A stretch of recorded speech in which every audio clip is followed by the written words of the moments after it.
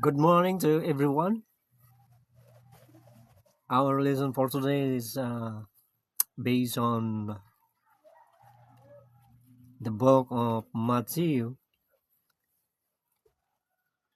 chapter 16, and verse 16, 17, 18, 19. I would like to emphasize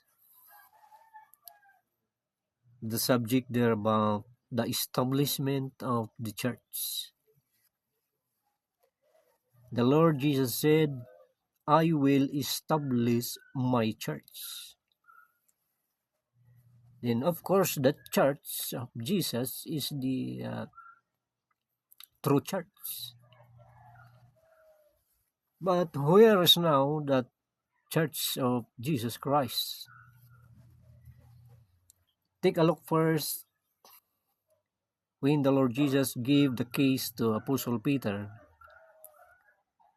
Then the story continues until the day of Pentecost in the book of Acts. To make the long story short,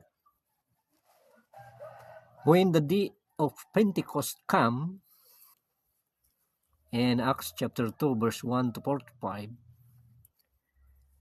Apostle Peter, who holds the key of the church, used that key.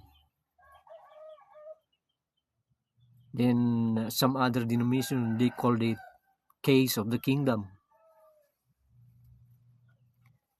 Yes, that's true. This is keys of the kingdom because this is faith, repentance, water baptism, and Holy Ghost baptism. That is the keys of the kingdom. That is shown in the book of Acts, chapter 2, beginning from verse 1 to 45. That is the first day of the church, whom the Lord said, I will build my church. So through the apostles, the church was built on the day of Pentecost. So that is the true church. The true church are baptized in the name of Jesus Christ, as stated in Acts chapter 2 in verse 38.